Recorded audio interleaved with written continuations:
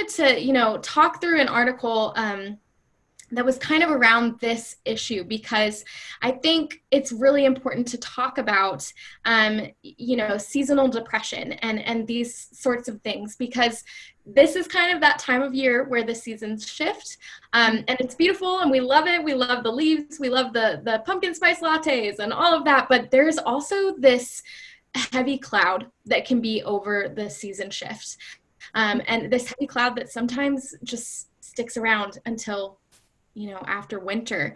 And I really want to just hear your heart around this and talk through it. So first of all, I just want to ask, this article is called 5 Tips for Coping with Seasonal Depression.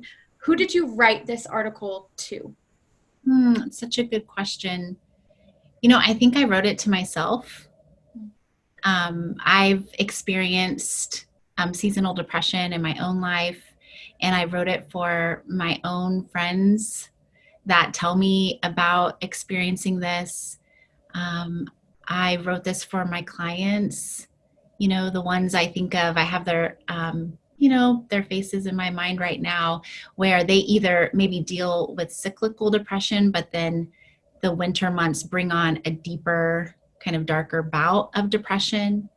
Or my clients who don't struggle with depression all throughout the year, and then all of a sudden the seasons change, and they find themselves with a depressed mood, with feeling, having fogginess of mind, not having disrupted sleep, beginning to experience symptoms of depression. And so I have a lot. This is very common. A lot of people experience seasonal affective disorder, or more commonly known as seasonal depression. And so I think I just really wanted to, write an article that people could have really practical tips to be able to, put in their back pocket and use themselves, be able to share with a loved one who may be experiencing this.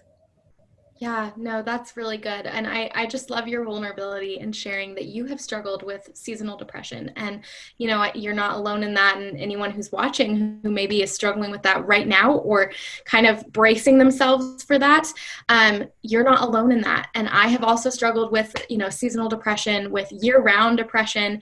And I would love to know, Tish, if you could speak into the difference between seasonal depression and year-round depression. Can you have both? I would just love if you could kind of expand on the two things, because I think, at least in my brain, I tend to kind of put them in two different spaces, but they're really the same thing, So I'd love it if you could just kind of expand on that. Yes.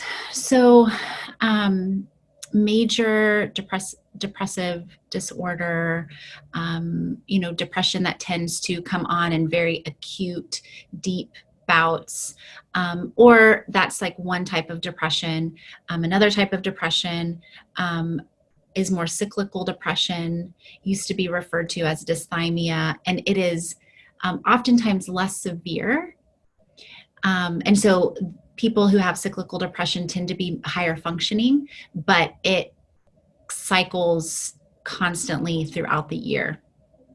And then with seasonal depression, it is depression that comes on strictly with the season change and lifts when when spring kind of breaks. And so I did mention, someone having cyclical depression and then it deepening during the winter months, and that would still technically be their cyclical depression.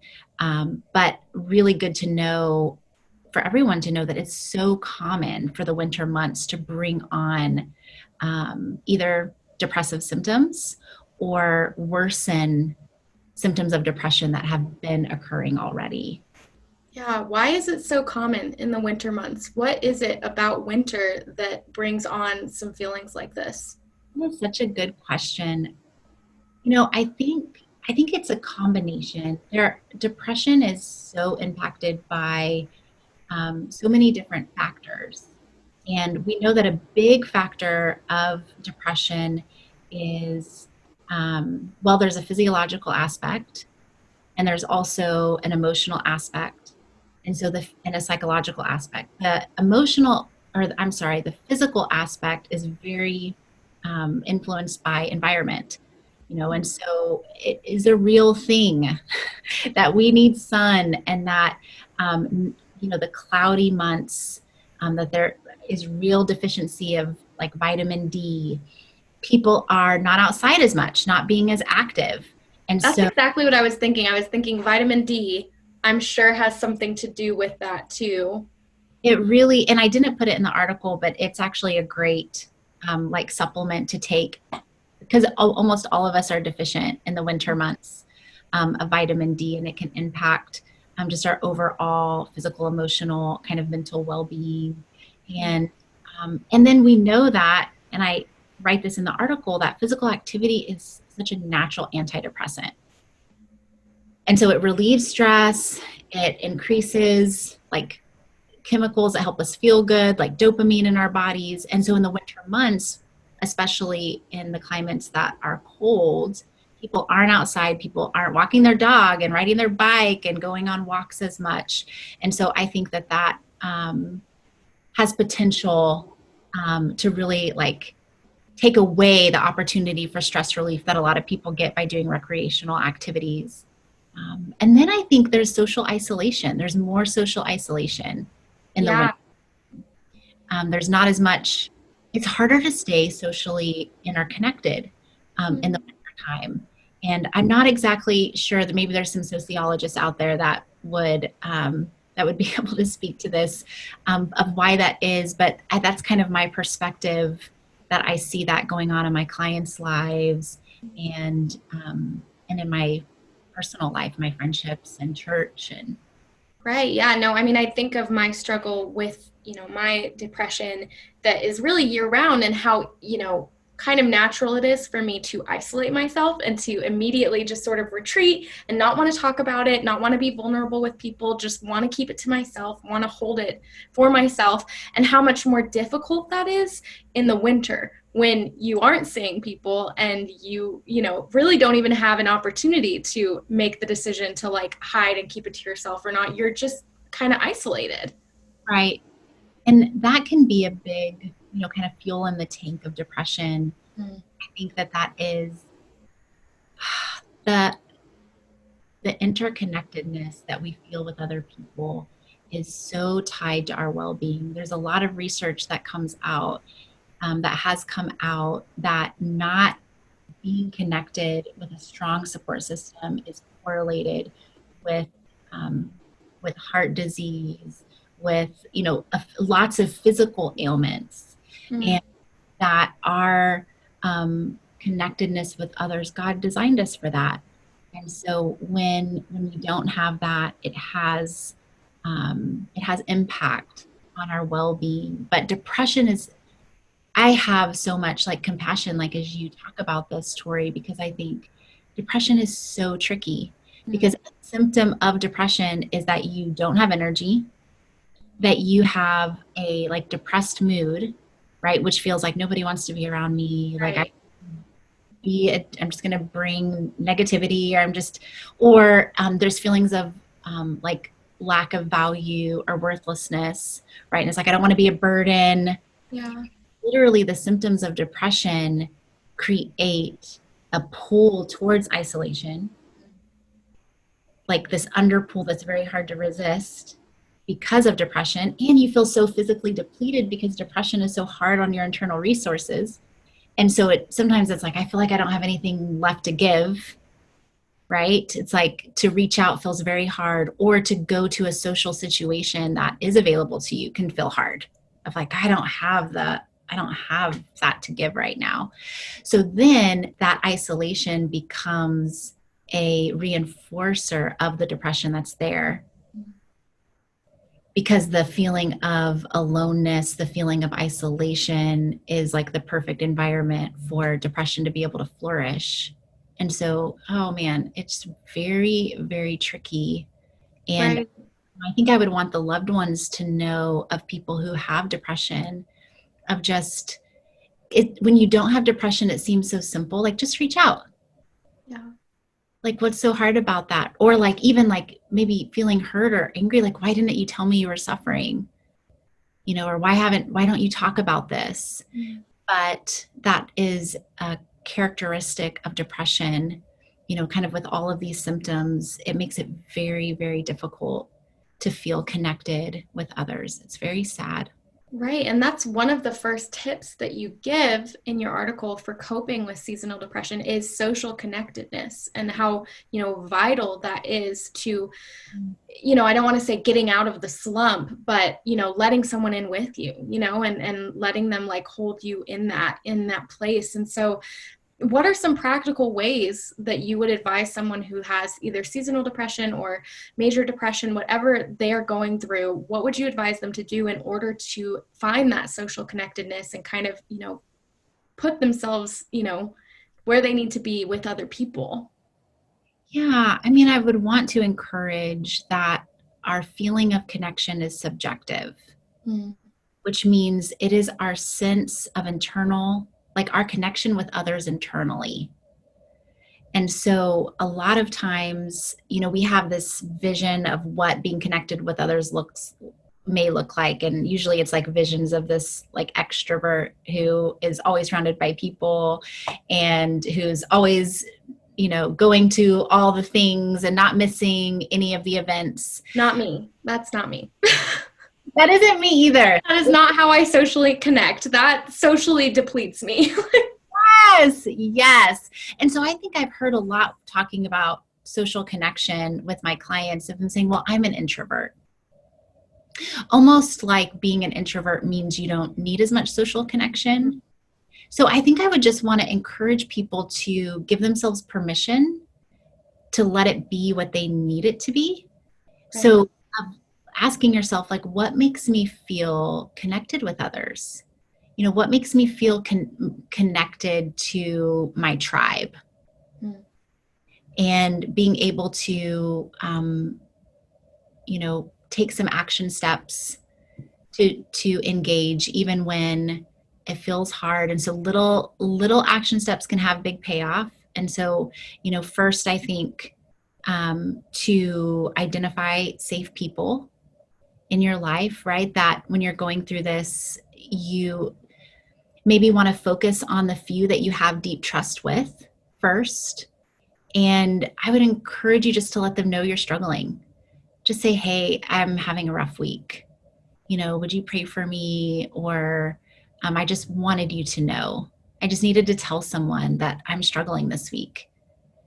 And that can be really hard. I don't know what kind of response you're having inside when you think about doing that if you're struggling. But for me, in the times of my life, it can feel so hard to do that. So I think I would just encourage the people watching to really like, all you need is like 3 seconds of bravery. Mm. And to maybe send find ways to have fun, send a silly text. If there's a lot of my clients are like, well, I don't really have, deep friendships. I don't have those relationships established. And so then if you are working on the more outer concentric circles of relationships where there's not as much trust, to give yourself permission to engage at the level that you feel comfortable with. And, being able to serve in some aspect of your tribe that feels meaningful to you a lot of times helps with our sense of interconnectedness, of knowing you have something to offer, knowing that you're important, knowing that you have value, that it matters, that you're here, and that it's felt when you're not, or Mm. when you're pulled away. That's good. That's really, really good. And I think it's so hard because it's so vulnerable, and because it's not, it's like someone is asking to be in your space. It's like you're inviting them into your space. You're asking them to come into your space, your headspace. Hey, I'm struggling, and that can be just very vulnerable and very scary. But I think that that's such a good word and just such great practical advice. And just, yeah, the reminder that like social connectedness doesn't have to look like we think that it should look. Sometimes it is just sending that text and saying, hey, I'm having a really hard day. I just wanted someone to know. Yes, absolutely. It is. Yep. and giving yourself permission that if you don't feel ready to be that vulnerable, I encourage you to start with the concentric circles, right? Because sometimes starting with the inner circle can feel really intimidating. So starting with that, if you think of like the bullseye, the people that a lot of trust is built with, and there's maybe a lot of, it feels safe to be vulnerable, and there's history there. And so if it feels like for whatever reason that's really intimidating, start with your coworkers, and just to reach out, like just human connection, even just a conversation, at work over lunch, instead of eating in your office, eat in the break room, can make a really big difference. So to not feel overwhelmed, like it has to be this real vulnerable gesture, if that feels too much for you, start wherever you are. Yeah, yeah. So, other coping tips that you give, mindfulness. I hear the counselors talk about mindfulness all the time. Can you just give a brief overview of what mindfulness is? Yes, mindfulness is bringing focused attention to the now. And there are a lot of ways to use mindfulness. And one particular way that's research has shown is very beneficial for neuroplasticity and just brain health and body health is more meditative mindfulness, where there is kind of some space that you create to be still and to be quiet and to allow your attention to be brought to the present. Our thoughts can take us all kinds of places, right? It can be a tumultuous, kind of chaotic place where we're thinking about our to-do list and that feels overwhelming, or we're worrying about that conversation we had earlier in the week, and it's like, oh, why did I say that, or why didn't I say this, or worrying about something that's coming up in the future. And God created we're very embodied. And so God created our bodies to only ever be able to be in this present moment right now.